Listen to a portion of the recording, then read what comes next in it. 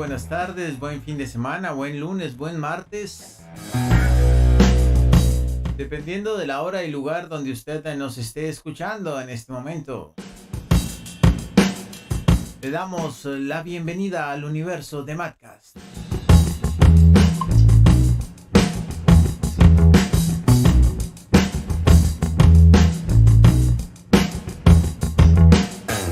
Si usted está caminando de pronto por la calle, cenando, llegando a su casa, pendiente de la actualidad política, pendiente de la economía, y siente que alguien lo observa, que alguien está detrás suyo, que alguien vigila sus pasos, usted tiene razón. Además de vivir en Colombia, usted está en el punto de mira.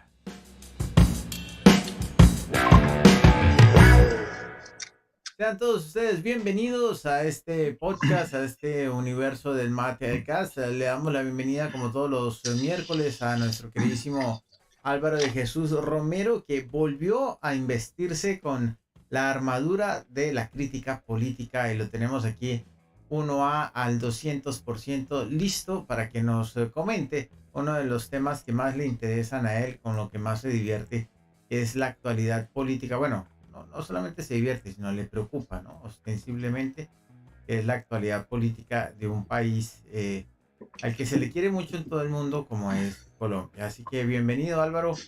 ¿Cómo están esas historias? ¿Cómo estás tú? Bueno, es un gusto estar nuevamente con ustedes hoy, miércoles, en Punto de Mira. Eh, un saludo para todos y bueno, bienvenidos a un tema que iremos desarrollando a través de este programa eh, desde un punto de mira. O sea, abordamos un punto de mira de tantas falanges que tienen estos temas sociales y políticos, especialmente en Colombia, que es sobre lo que estamos tratando desde el programa anterior que iniciamos con la reforma a la salud y que fuimos andando en medio de todos esos vericuetos, ese laberinto que significa la reforma a la salud.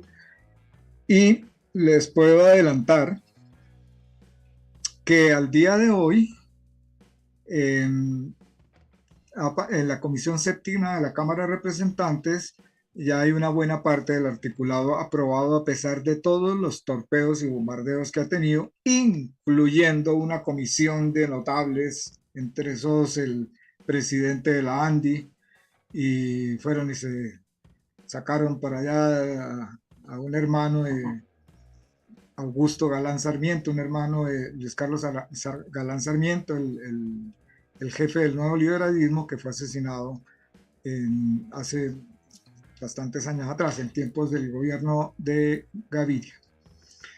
Entonces, sin embargo, estas personas le propusieron al presidente que detuviera la reforma a la salud para ellos meterle mano, o sea, presentar algunas objeciones y propuestas diferentes. Pero bueno, yo creo que los va a escuchar, sí, pero tanto como detener el avance de la reforma a la salud, no lo creo. Lo que sí es cierto, muy cierto, es que, por ejemplo, el partido de la U, en cabeza de Dilian Francisca Toro, se declaran independientes, no de oposición, sino independientes, igual que el Partido Conservador, para tener, según ellos, entre comillas, unas deliberaciones libres. ¿Qué significa eso? Que no estarán amarrados, digamos, a una especie de bancada como partido de gobierno, sino que ni se hacen a un lado para votar negativamente a rajatabla como los partidos de oposición, sino que quieren ser deliberantes pero libres. Dice Dilian Francisca Toro, por ejemplo, le escuchaba ayer que decía que ellos aprobarán lo que al pueblo le conviene y negarán lo que ellos vean que al pueblo no le conviene. Bueno, eso en boca de un político es dudoso, porque más bien aprobarán lo que a ellos les conviene e intentarán no aprobar lo que a ellos no les conviene, porque hay un bocado de 81.1 billones de presupuesto para este año en la salud. Y entrando en materia dura, en las declaraciones del ex paramilitar Salvatore Mancuso, preso en Estados Unidos, extraditado durante el gobierno de Álvaro Uribe, dijo que una de las formas de financiar el paramilitarismo en Colombia fue a través de los dineros de la salud. De manera que esto nos dice, a grosso modo, que que los dineros de la salud han sido siempre un bocado de cardenal para los señores de la política y todos los corruptos de este país.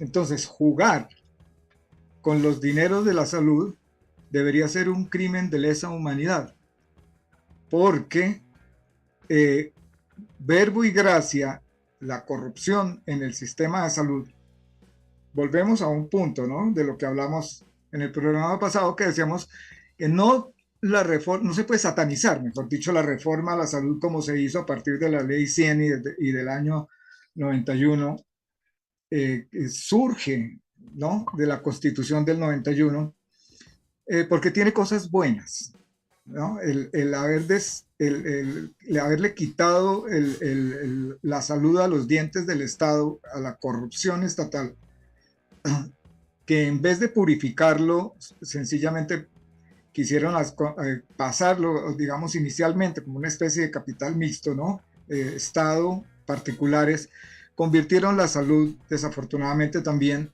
en un negocio, y los pacientes dejamos de ser pacientes y pasamos a ser clientes. Entonces, cuando pasamos a ser clientes, entonces somos un objeto de mercado, de negocio. Y en eso hay muchos enredos que han hablado y hablado y hablado de cómo se ha gestado la corrupción dentro del sistema de la salud. El no pago a los hospitales, el no pago a los médicos, la demora en los dineros, el Estado les gira, las EPS se quedan con la plata, la retienen, hacen negocios con ella, construyen emporios, clínicas, bueno, todas estas cosas a base del manejo de los dineros de la salud. Y hablábamos que de 144 EPS que iniciaron, que se convirtieron en cuotas políticas como las notarías, hoy en día subsisten escasamente 20, de las cuales operantes que puedan sobrevivir 6. De manera que, ¿qué se hizo el dinero que el Estado le desgranó al resto? Se hizo humo. Hablábamos también en el programa pasado de que el gobierno, ¿no?, y los anteriores gobernantes como Juan Manuel Santos, dice que en Colombia hay un 93%, existe un 93% de colombianos afiliados al sistema de salud en cualquiera de los 3 regímenes, que es el prepago, que es el de mayor acceso y el que mejor servicio obviamente tiene, y que solamente tienen acceso los que tienen con qué pagar una medicina costosa. Viene el régimen contributivo, que es en el que están afiliados todos los trabajadores, todos los independientes, porque se extendió a los independientes. Recordemos que el Seguro Social era antiguo, antes de las EPS, estaba concentrado en las empresas que afiliaban a sus trabajadores, y el resto de la población estaba completamente desprotegida. Podía ir a los hospitales públicos, pero eso era, bueno. Luego viene el régimen subsidiado, que es donde hay un grueso inmenso de la población que son los que no tienen recursos para afiliarse en el sistema contributivo. De todas maneras, las EPS no pagan los tratamientos ni las medicinas de los colombianos, sino las paga el Estado a través del ARES, que es un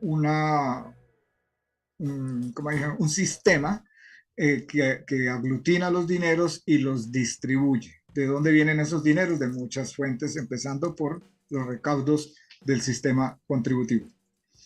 Entonces, hay que esperar a ver en los próximos días qué sucede en la Comisión Séptima, cómo terminan los artículos de difícil aprobación, qué sucede luego en el Senado y si llegamos al punto de sanción presidencial y comienza a convertirse en efectiva la reforma a la salud. De todas formas, ¿quiénes presentaron objeciones esta semana? Ese grupo de la ANDI, unos médicos y algunas clínicas que se unieron para presentar estas objeciones, no están diciendo que la reforma no sirve, sino que es necesaria una reforma a la salud en Colombia, pero que es necesario a lo que está propuesto hacerle unos ajustes más de los que ya han propuesto otros partidos y otros movimientos. De todas formas, entonces, en conclusión, podemos decir que la reforma a la salud tal y como está presentada tiene beneficios como también tiene riesgos en su aplicación. Eso fue, digamos, la conclusión a la que llegó Augusto Galán Sarmiento, que es médico cardiólogo, fue ministro de salud en el gobierno de Samper, y en esa conclusión de él, en una entrevista con un periodista aquí de Colombia, en un importante medio de comunicación, resuelve que el sistema tiene todas las necesidades de los o sea, para qué se hace la reforma, pero lo que les abriga a ellos grandes dudas es el cómo se van a hacer.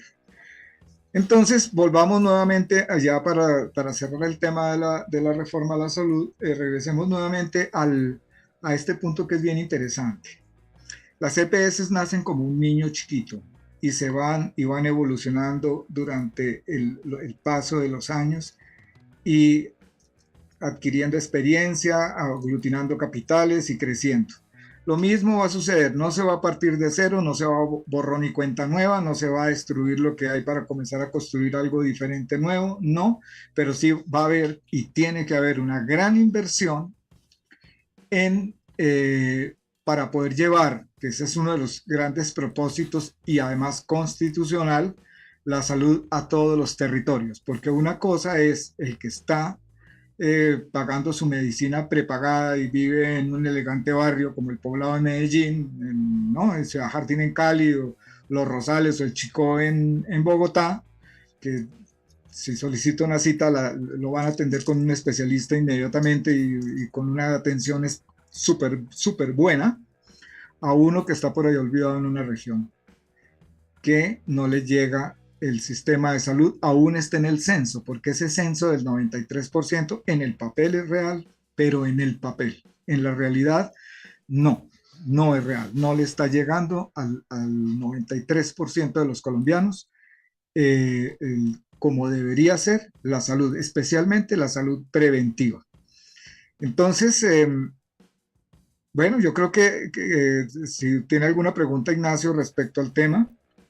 No, yo creo que está bastante claro. Vimos todo el tema de ese mapa, ¿no? De qué era lo que iba a modificarse en el sistema de salud colombiano, y yo creo que ahí quedó.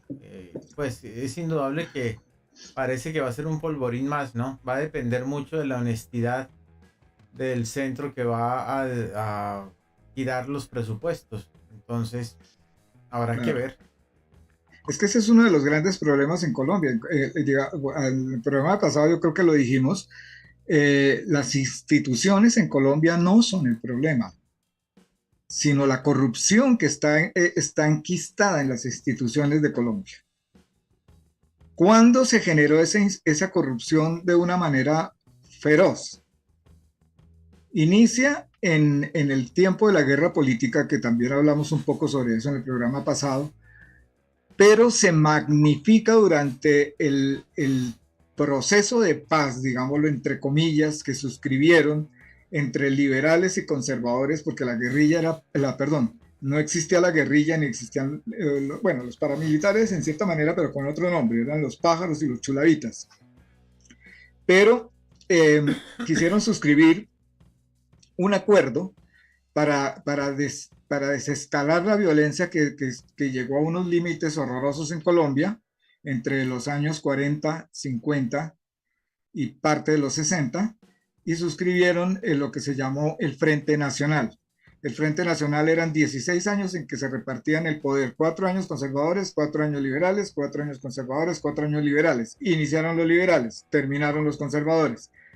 En ese tiempo se gestó una organización criminal y corrupta en Colombia entre los empleados públicos dentro de las empresas estatales.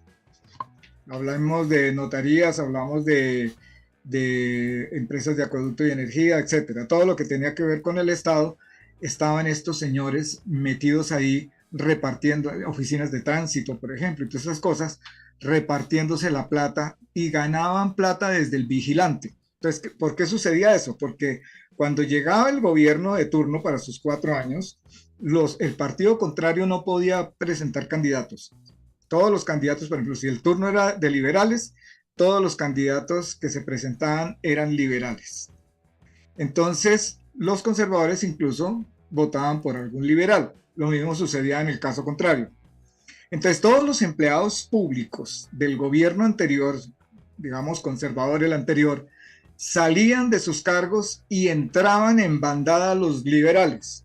¿A qué entraban durante 4 años? Haga de cuenta usted que le sueltan un carro de mercado en un supermercado y le dicen tiene 10 minutos para que coja, le echa a ese carro todo lo que pueda y es suyo, se lo lleva.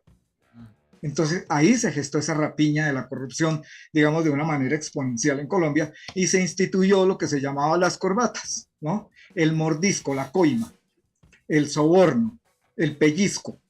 Usted llegaba a la puerta de una institución y desde el vigilante tenía, yo lo puedo decir porque yo en un tiempo trabajé nacionalizando mercancía en puertos de Colombia, en Buenaventura, y tenía uno que llegar a la portería, cuando llegaba uno con el carro para ingresar al puerto con todos los manifiestos, los papeles y todo, para cargar la mercancía y sacarla del puerto para llevarla a su destino, para radicar los papeles para que dejaran pasar el vehículo, tenía que ir un billete en medio de los papeles.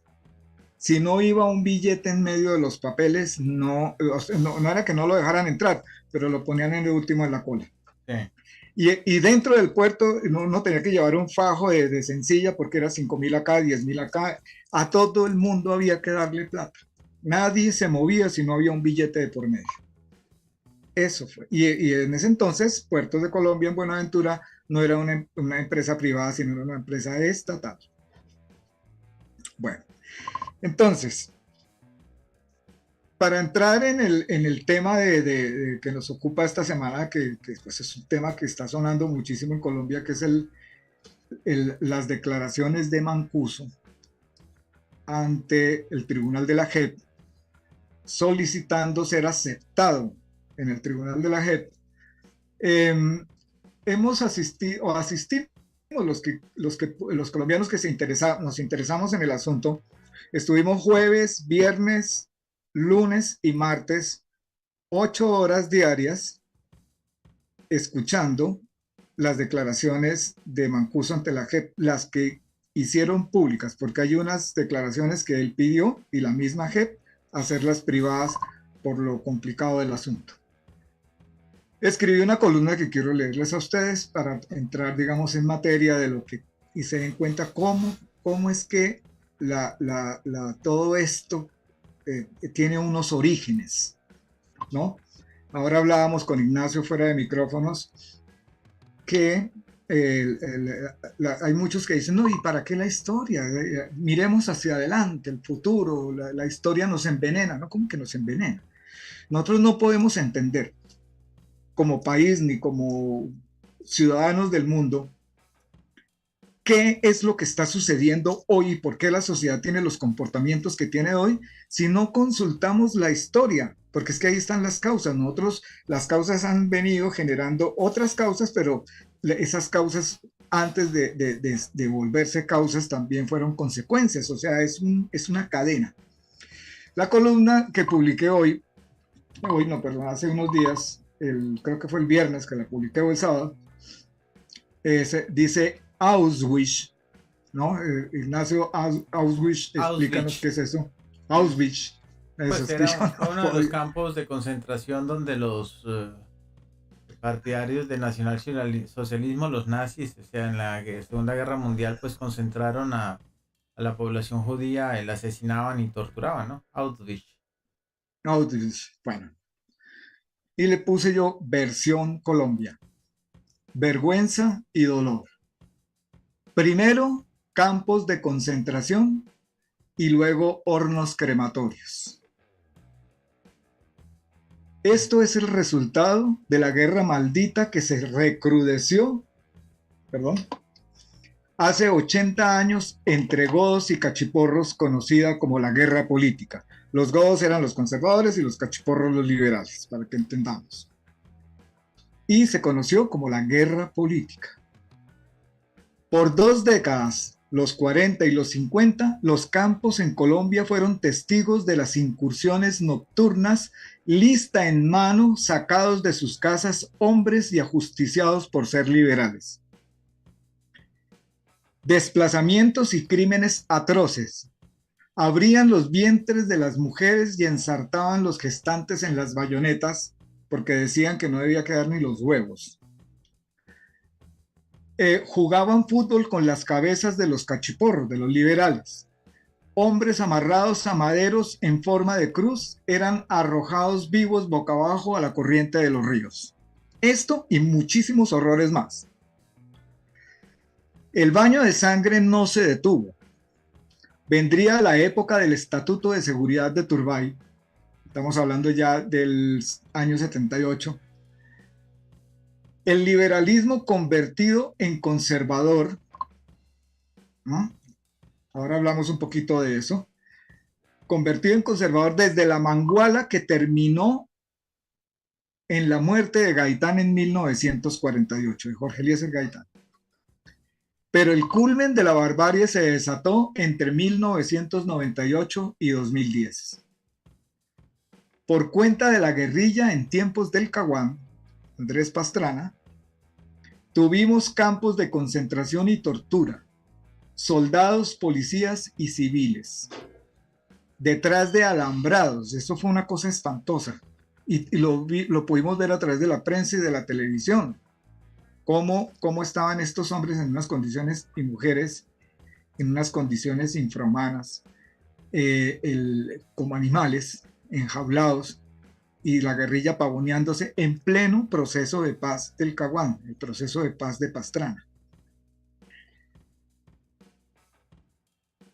Bueno, y al unísono de este horror se arrastraba otro demonio aún más feroz, pero oculto, de los carroñeros de la información.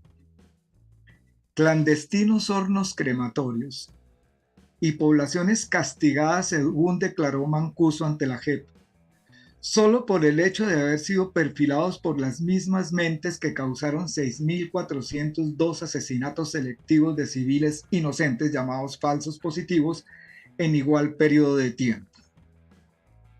Es increíble escuchar a Mancuso en estos días hablando sobre esto, que les dieron la orden para que no afectaran la campaña de un candidato de la época de desaparecer los muertos por montones para que no hubiera mucho ruido, y se les ocurrió la idea en una población que se llama Río Frío en el norte de Santander, se encontraron con un horno donde cocían ladrillos, lo refaccionaron y lo convirtieron en un horno crematorio para cadáveres, y los que no pudieron cremar los pasaron a la frontera, al otro lado, al país de Venezuela, y los enterraron en número de más de 200, dice Mancuso, en Venezuela, en fosas comunes. Entonces, continúo, dice. El testimonio de Mancuso arruga el alma, completa el panorama macabro de la barbarie de Hitler en Colombia. Tuvimos un holocausto que ha vivido bajo el manto de la impunidad desde tiempos del monstruo Laureano Gómez y que al día de hoy siguen dando coletazos sus príncipes herederos para mantener ocultos sus crímenes. La pregunta: ¿podríamos afirmar que unos y otros, guerrilleros y paramilitares, nacieron siendo criminales? No, nacieron siendo compatriotas. La maldición de la política sucia y el poder de la prensa a sueldo ha sido por décadas el combustible del enfrentamiento del pueblo contra el pueblo. En tanto, un puñado de virreyes han decidido el destino del país en medio de cócteles, abrazos, condecoraciones, negocios y agasajos, terminando por empujar a la barbarie y la muerte a millones de hombres y mujeres y niños con la misma sevicia y mecanismos determinadores como Joseph Goebbels, propagandista de Hitler, y Heinrich Himmler, comandante de las SS. ¿Seguiremos la senda del horror, ignorantes de la historia, defendiendo las causas de este baño de sangre y sus actores? ¿Otros 80 años más? ¿O nos pondremos de pie de una buena vez por todas y para no parir otra generación para la guerra, diremos basta ya? Esa fue la columna.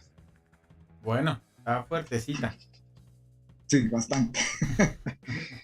Pero es que así es, o sea, retomando el asunto, ¿cuál es? Es que yo, escuchando a Mancuso, Mancuso es, él se llama Salvatore Mancuso, yo supongo, no he leído yo su biografía, que es de ascendencia italiana, por los nombres, ¿no? Puede que sí, pero bueno, no el sé, tipo... puede ser un apellido indígena también. Bueno, pero no tiene ni rasgo, no tiene facciones indígenas. Bueno, no sé. Habría que digamos, haciendo una comparación con Hitler, Stalin, Gaddafi, Amin, Mussolini, todos estos bárbaros vinieron de una extracción social muy baja y fueron ascendiendo y engrandeciéndose en el poder y convirtiéndose en unos criminales terribles. Mancuso no es hijo de familia rica. Si usted lo escucha hablar, que fue lo que a mí me impresionó muchísimo, es un hombre culto, o sea, es un hombre educado, pero lo que él cuenta a través de todas estas declaraciones que hizo ante la JEP, se convirtió en una máquina del terror y del crimen. Y él dice que es una cosa presunta, porque eso tiene que ser materia de investigaciones, nosotros no podemos asegurarlo, pero lo aseguró él, auspiciado por las fuerzas estatales, ejército, presuntamente, ejército, DAS, policía, fiscalía, políticos, según lo que dice senadores. Él, ¿no? Según lo que dice él, según bueno, lo que dice él. La palabra del delincuente pues nunca es como muy certera, ¿no? Se supone. Pero ven que aquí hay un dato curioso. En el año 2004, cuando comienza la desmovilización del paramilitarismo en Colombia, porque eso es una historia mucho más larga, ¿no? Es convocado Mancuso al Senado de Colombia, ¿qué es esa vaina? A sus capitolios, esa cosa, el Senado, y es aplaudido, habló, recibió abrazos. Sí, pero un abrazo. Lo único que faltó fue que lo condecoraran, y esos mismos que lo abrazaron y lo aplaudieron ahora están diciendo que es un mentiroso. Pues por eso. En eso hay una serie de cosas que lo establecerá la justicia. El tiempo. Lo importante es que nosotros, como decía una analista política que escuchaba hoy, Laura Bonilla, decía: en Colombia somos una sociedad infantil. O sea, ¿a qué se refería esta analista con esto? Sociedad infantil. Si nosotros nos remontamos al Génesis, eh, Adán, cuando le pregunta a Dios, ¿y usted por qué desobedeció? Le dice, la mujer que me diste. Cuando le pregunta a Eva, le dice, la serpiente.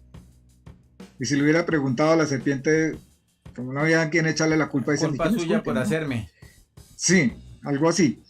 Entonces, eso es infantil en qué sentido? En lo que hacen los niños en el colegio. Fulanito tiene la culpa. Y todos están echando la culpa de que todos tienen la culpa, pero que nadie sabía, ¿no? Y resulta un montón de inocentes de lo que desgarró al país. No hemos debido vivir esto, Ignacio, cierto, no cierto, cierta una parte y no cierta otra, como sea. Lo verdaderamente cierto es que las fosas comunes las han destapado y han podido extraer los múltiples cadáveres de allí y hay innumerable cantidad de familias reclamando sus seres queridos desaparecidos, solo por el hecho de ser perfilados, enlistados y asesinados. Incluso, dijo Mancuso, que es un tema que está en furor hoy, que a él le pasaron la lista en la que se encontraba Jaime Garzón, Gustavo Petro y el hoy el canciller de Colombia, Álvaro Leiva, que por el escándalo que generó el asesinato de Jaime Garzón, tuvieron que apaciguarse un tiempo y después se diluyó la orden de asesinato sobre Petro, el hoy presidente, y Álvaro Leiva, hoy canciller. Pero ¿a qué va todo esto? O sea, el análisis ¿a dónde va? La noticia es todo eso, lo que venga después de las investigaciones y las investigaciones, lo que quede en impunidad y lo que digan los unos y los otros, eso pertenecerá al coro de las múltiples palabras que se dirán alrededor de todo este asunto. El asunto es cómo fue que en Colombia pudimos llegar a semejante barbarie. ¿Cómo fue que el campesino, desde sus tierras, porque es que en la época antigua, cuando yo mencionaba aquí en la columna los años, la década de los 40 y 50, labriegos, en ese entonces los medios de información no eran las redes sociales, ¿no? Eran los periódicos y la radio, después vino la televisión, en tiempos de Rojas Pinilla, o sea, hacia el año 53 para arriba, pero eran los periódicos y la radio, y los dueños de los medios de comunicación eran los políticos, los mismos que estaban siendo presidentes. En Colombia hemos tenido 22 presidentes periodistas. Entonces ellos informaban lo que se les daba la gana, y como eso estaba allá, en los extramuros del campo, ¿quién se enteraba de lo que podía estar sucediendo en tiempo real? Como hoy no es tan fácil, que todo el mundo tiene un aparatico en sus manos y que puede filmar. Es diferente. Entonces, ¿cómo fue que convirtieron al campesino, al labriego, posteriormente en un criminal? Estoy hablando de las guerrillas. Y un criminal que ha escalado y sigue escalando porque no ha terminado el conflicto por el lado de la guerrilla en Colombia, en la barbarie. ¿Quiénes son los que están en medio de toda esa barbarie? El pueblo raso. El pueblo sacaba la cabeza por aquí y lo golpeaba el ejército. La sacaba por este otro lado y lo golpeaban los paramilitares. La sacaba por este otro lado y lo golpeaban la guerrilla. Por donde sacara la cabeza por ahí le daban. Lo victimizaron al pueblo. Y si lo perfilaban, lo mataban los unos o los otros. Entonces, la guerrilla se gestó como consecuencia de la guerra política. O sea, los reales culpables, el meollo del asunto, la causa de toda la desgracia en Colombia se llama los políticos. Hay una canción de Rómulo, del indio Rómulo, que se llama Los Políticos. Y hay otra, una estrofa del maestro Arnulfo Briceño, que se llama ¿A quién engañas, abuelo?, de una canción que él escribió, que dice: aparecen en elecciones unos que llaman caudillos, que andan prometiendo escuelas y puentes donde no hay ríos, y al alma del campesino llega el color partidizo. Entonces aprende a odiar hasta quien fue su buen vecino, todo por esos malditos politiqueros de oficio. Mismo. Después de eso, cuando la guerrilla quiso concentrarse en lo que se llama Marquetalia, la orden del presidente de entonces, el flamante Guillermo León Valencia Payanés, fue bombardearlos. Se quisieron concentrar, ¿para qué? Para que los dejaran labrar esas tierras, esos campos. Y el tipo era un terrateniente. Entonces, ¿qué quisieron impedir, por ejemplo, con la violencia política de ese entonces? La reforma agraria de López Pumarejo, que entendía la tierra como un bien social y que el Estado podía comprársela a los dueños de la tierra para poder entregarle a los campesinos para que tuvieran un pedazo de tierra que labrar y convertirla en productiva. Más o menos la propuesta que está haciendo Petro hoy. Del escalamiento de la violencia, y cuando viene la revolución cubana y por el otro lado se nos viene la teología de la liberación, el cura Camilo Torres, el cura este otro, el del ELN, se me fue el nombre ahorita, de Pérez, se ideologiza la lucha armada campesina para defenderse del ataque de quienes les usurparon sus tierras y les mataron su gente, su familia, los desplazaron, y se convierte en lo que se llama guerrilla, ¿no? O sea, con el propósito de tomarse el Estado por las armas. Luego viene el narcotráfico y empieza la barbarie, porque se convierten en ricos, ¿no? A eso se le suma el paramilitarismo, que es consecuencia. O sea, yo aquí no estoy justificando a nadie, ni a ningún género de violencia. Estoy mostrando a grosso modo lo que ustedes podrían encontrar en textos de historia, pero que en este espacio de tiempo no podemos extenderlo en detalles, porque necesitaríamos horas o días quizás.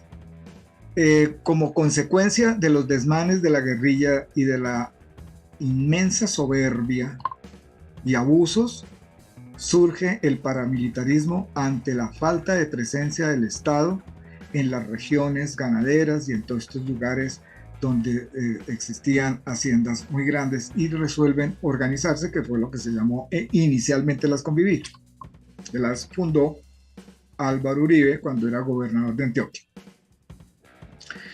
El brazo de los paramilitares se convirtió en un brazo clandestino, digámoslo así, de las mismas Convivir. Y según las declaraciones de Mancuso, actuaba en contubernio con el ejército. O sea, el ejército nunca estuvo, digamos, al margen de lo que ellos estaban haciendo, sino cruzaban información, porque el enemigo en común de los dos eran los guerrilleros. Y se escaló la guerra en Colombia. Se convirtieron hombres y mujeres, campesinos, reclutados unos a la fuerza, otros por el Estado legalmente, en actores de la guerra, los hijos de los mismos labriegos que siempre han sido víctimas de toda esta masacre y baño de sangre en Colombia. Se convirtieron en actores de una guerra que han tenido que librar y pelear para que una élite de políticos muy ricos vivan al ancho de la seda en clubes sociales y diciéndole al pueblo: vote por mí. Porque desafortunadamente esa ha sido la historia de Colombia a través de todo este tiempo. La justicia transicional, que es lo que estamos viendo, lo que estamos asistiendo ahora, la creó durante el proceso de La Habana Juan Manuel Santos, Justicia Especial de Paz. La condición es, venga usted, señor, nosotros tenemos informaciones, eso no es que venga y cuente lo que se le dé la gana y después nosotros resolvemos creerle o no creerle, no. Lo que cuentan, lo cotejan, porque tienen informaciones y lo comparan con otros procesos adelantados ya y resuelven si lo que el compareciente está diciendo o no está diciendo la verdad. Si la justicia transicional resuelve que el compareciente ha dicho la verdad y ha aportado a la restitución de las víctimas, a la verdad, a descubrir quiénes y cómo y cuándo y en dónde están todos esos seres desaparecidos, y en esclarecer actores, ¿no? Otros actores determinadores y perpetradores, entonces resuelven que a esa persona le van a dar unos beneficios que pueden ser más o menos 8 años de cárcel y restauración y reparación a las víctimas, o sea, indemnización. No dirá, bueno, es que, por ejemplo, Mancuso no tiene 2 muertos encima. Lo que contó tiene miles. Entonces, inclusive él dijo que no estaba pidiendo que no le dieran cárcel, sino que quería, después de tantos años que lleva preso en Estados Unidos, yo me imagino cómo serán los demonios de ese hombre. ¿Cuánto lleva ya? Como de 17 años preso, una cosa así. No tengo muy exacta la fecha. Entonces, obviamente un hombre encerrado tiene que discurrir y pensar, y él no es un hombre torpe, es un hombre muy inteligente. Y yo me supongo, ¿no?, que debe ser un horror esos fantasmas que le tienen que surgir en las noches de los rostros y de toda la barbarie que él vio, ordenó y cometió, porque todo hizo. Tuvo al mando muchísimos hombres que cometieron horrores, pero los horrores más terribles contra la población inerme, perfilada y acusada. Si no, la Justicia Especial para la Paz resuelve que no está diciendo la verdad o que no aportó nada que sea útil para el esclarecimiento de hechos y de historia y de la antropología de la violencia, entonces se va 20 años de cárcel, sea guerrillero, paramilitar o militar, o el que sea llamado o pida ser incluido dentro del programa de la Justicia Especial de Paz. Ha sido muy torpedeada la Justicia Especial de Paz. ¿Por qué razón? Quisieron acabarla. Porque es demasiado cruda y demasiado y enloda, o sea, eso es como arrojar barro para todas las esquinas. Eso unta a todo el mundo. Entonces, hay muchos que quieren seguir manteniéndose ocultos de lo que hicieron, pero es que en Colombia hay criminales desde todas las facciones, porque aquí no se salva ninguno, tan o más horrendos que los nazis e impunes. Entonces, ¿cuál es el sentido de todo esto? Más que condenas y más que castigos ejemplares y más que digamos, el escarnio público de las personas que en su momento participaron en todas estas cosas, el objeto mayor de todo esto es que no se vuelva a repetir. Con eso, solamente con eso, aunque ninguno fuera a la cárcel, solamente con eso ya hemos ganado. O de lo contrario, vamos a seguir pariendo generaciones para la guerra, porque los que van a la guerra de un lado o del otro son los hijos de los campesinos, los hijos de los pobres.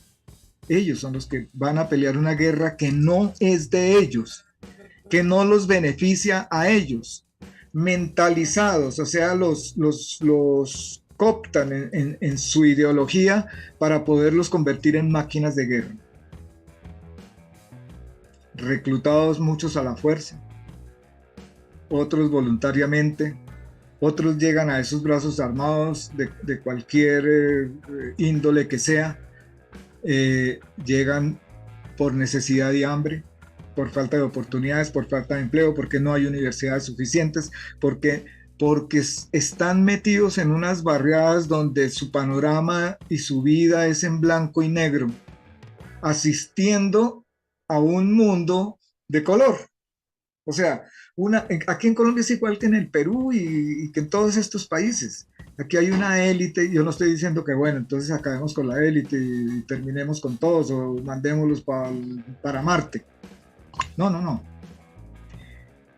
De eso no se trata. Se trata es que primero no se roben los dineros públicos, porque ese dinero es de todos. La chequera del Estado no le pertenece a una élite de fulanos. La chequera del Estado le pertenece a todo el pueblo colombiano. Que no se atraviesen a las oportunidades de mejoramiento de las poblaciones. Es que no han podido entender. Mira, pensemos en esto un minuto. Que yo el otro día lo dije y Ángela dijo que no están así, pero yo insisto en eso. Si el pobre es menos pobre, el rico va a ser más rico. Va a tener menos necesidad de invertir y de gastarse el dinero en esquemas de seguridad. Por ejemplo, Uribe tiene como no sé cuántos escoltas tiene, pero es que es una cantidad muy grande. ¿Qué vida puede tener un hombre así realmente? Que no pueda salir libremente a la calle a pasear por un centro comercial sin la sombra de que tiene muchos enemigos encima y que de pronto le puede pasar algo. Él o cualquier otro, ¿no? Industrial, ganadero, lo que sea, que tenga cierto poder económico, tiene que vivir encerrado en esquemas de seguridad para proteger su vida y la de su familia, porque es que es una ecuación muy sencilla, Ignacio. Si hay una facción de la población como en Colombia, que es un número muy grande, como en Perú, que es un número muy grande, ¿no? Muy grande es muy grande. Estamos hablando de un 60% de pobreza. Frente a una, porque el otro es clase media, ¿no? Que es la clase sándwich, que los ricos empujan para abajo y los pobres para arriba y el otro aguantando ahí el varillazo, ¿no? El que le debe una vela a cada santo, ¿no? Come con tarjeta de crédito, debe el televisor, el celular, la nevera, la estufa del carro, todo lo debe. Y pretende vivir como si fuera rico, como si no debiera nada. Si pudiéramos mejorar la vida de todos, eso no sucede de la noche a la mañana. Mañana amanecimos, ¿no? Es como el que, ¿no? Eligen a Petro y la gente cree que el 8 de agosto del 2022, ¿no? Colombia iba a amanecer con un sol radiante y diferente. No, eso es apenas el comienzo de un proceso que se puede gestar si es que dejan y si es que se puede y si es que no suceden otras cosas. Porque es que la historia dice que, ¿no? Que prometen y prometen y a la hora de la verdad. Entonces, ¿cómo desescalar todas esas injusticias sociales y todo lo que está pasando en un país como este?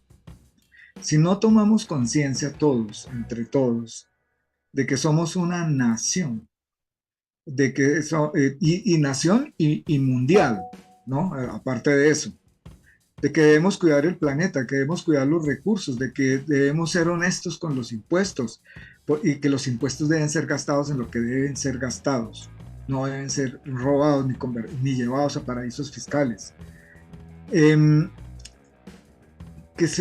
O sea, purificar la corrupción administrativa mediante veedurías mucho más eficaces.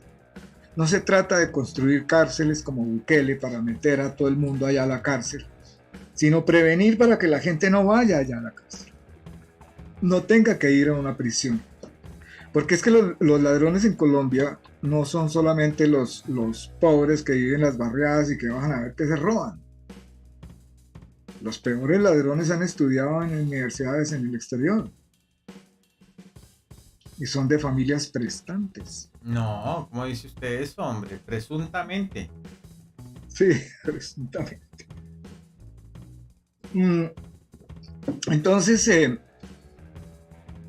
acordándome yo de la expedición que hicimos a los Farallones de Cali, del libro del vuelo de las águilas, cuando escribí que habíamos constituido una sociedad diferente durante los 9 días que duró la expedición entre 4 participantes. El centro de toda esa emoción tan grande no fue tanto el haber logrado cruzar los farallones desde Pance hasta Peñas Blancas, ni toda la experiencia de supervivencia que tuvimos que llevar allá, cargando el agua, racionando la comida, racionando el agua, las noches interminables con incomodidades, con piedras por todas partes, porque bueno, no se acuesta en un colchón, sino prácticamente sobre el piso, y el piso es irregular. Y todas estas cosas que arañazos, espinas en las manos, cansancio, ampollas en los pies, hambre, sed, todo eso compuso, fue el compendio inmenso, grandísimo de lo que podemos recordar y lo que está plasmado en ese libro sobre la aventura, pero lo mejor de todo, lo más emocionante, lo que llenó el corazón de los 4 fue la convivencia, el haber podido vivir durante 9 días de una forma diferente, en condiciones extremas, siendo solidarios unos con otros. Y eso es lo que necesitamos como sociedad.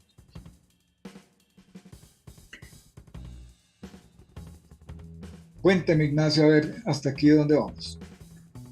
No, vamos, ya finalizando. No sé si haya un tercero sobre Colombia o si ya salimos y nos vamos para otro país con esta actualidad política. Pues yo quisiera que tocáramos el tema sobre la posibilidad de una guerra nuclear. Eso ya es un tema internacional. Entonces nos vamos para lo internacional la semana entrante. Para lo internacional la semana entrante. Pero antes de cerrar hoy, quería comentarles las razones de la división en el liberalismo hoy en día. El Partido Liberal fue pensado, creado como en ese entonces no existían todas las ideologías de hoy, pero en ese entonces era el partido de izquierda, el progresismo. ¿Por qué? Porque el partido conservador se negaba a muchos derechos constitucionales y ciudadanos, por eso quisieron acabar con la Constitución del 86, se hizo la reforma del 36 con Pumarejo y luego la del 91, que abrió, entre otras cosas, por ejemplo, la tutela para poderle reclamar derechos negados directamente a quien se los niegue a uno, sea particular o estatal, y poder acceder a esos beneficios que antes o no llegaban o se tardaban años en que pudieran ser fallados a favor del que los necesitaba. Derechos.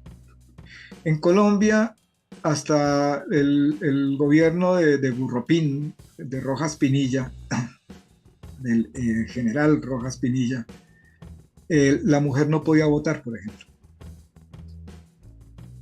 Entonces trajo el voto para la mujer y trajo muchos avances que se pueden decir de carácter liberal.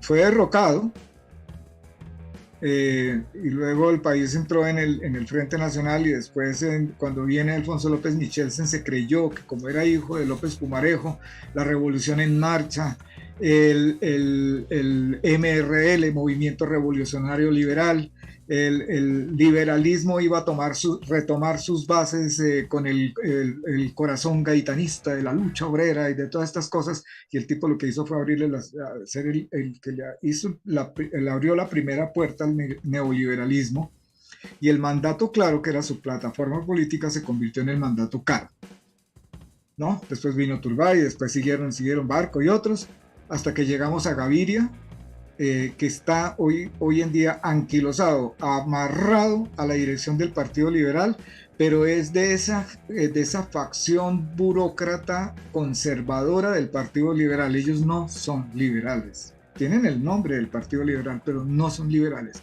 Y la rebelión que se está gestando entre los liberales en el Congreso de la República, que se está viendo a través de las dos cámaras, es como ya van 14 senadores que le dijeron a Gaviria: un momento, nosotros no somos sus empleados, porque les dijo: si ustedes no votan en bancada y votan las reformas de Petro, entonces los vamos a sancionar. Y le dijeron: no señor, nosotros no somos sus empleados, nosotros somos liberales con ideas liberales y vamos a votar lo que creamos en conciencia que es conveniente para el país.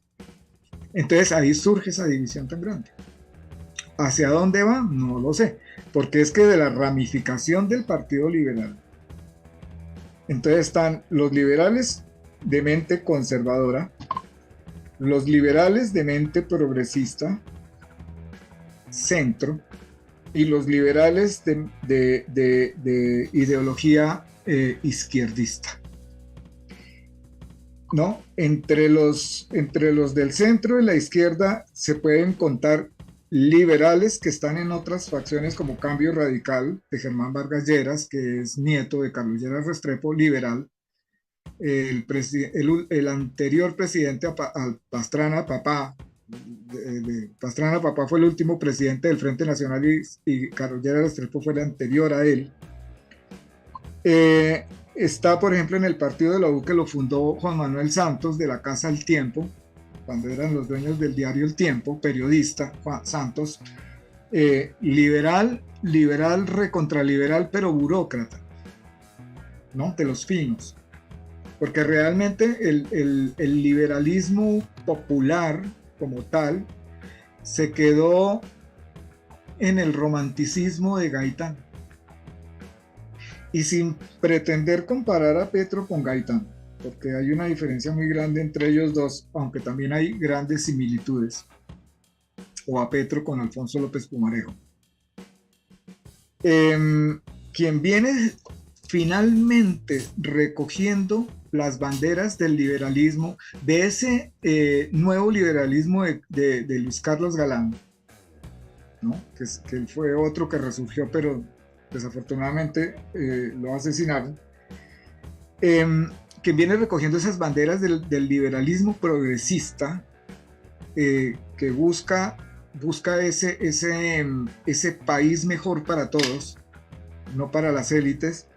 En este momento lo encarna Petro. Esa es una de las razones por las cuales muchos liberales, ¿no?, que están dentro del Partido Liberal, no las disidencias del Partido Liberal, es Cambio Radical y la U, por ejemplo, ¿no?, más conservatizados. Entonces, están decididos entre esos Luis Fernando Velasco, que es el ministro del Interior en este momento, que es de origen payanés, están decididos a rebelarse en contra de los postulados y de las filosofías de César Gaviria, y posiblemente en breve habrá una convención liberal en la que es muy probable que Gaviria tenga que cederle el paso a nuevas generaciones, o sea, dejar la dirección liberal, porque ese hombre lo que está haciendo ahora es más restar que sumar para el liberalismo en Colombia. Dejémoslo aquí y esperemos a que avance el país en más cosas, y más adelante volvemos a retomar a Colombia, que es bien interesante. Y para el programa siguiente, sí, metámosle la mano a la política internacional y centrémonos en el tema de qué sucedería en el mundo si llegase a haber una guerra atómica. Bueno, muy bien, pues ya lo sabe. Entonces, el próximo miércoles vamos a estar nuevamente en Punto de Mira. Esta vez ya nos vamos al panorama internacional. Vamos a hablar de todo lo que está pasando internacionalmente, las alianzas, el nuevo orden mundial, toda esta locura que bueno, que nos toca vivir a todos. Así que muchísimas gracias, Álvaro, por estar por aquí. Gracias por tu sintonía y nos estamos encontrando entonces el próximo miércoles. Gracias a todos los amigos de YouTube y a todos los amigos de TikTok. Y bueno, no se olvide que si usted está por ahí por la calle y siente que alguien lo observa, usted tiene toda la razón. Usted está en el punto de mira.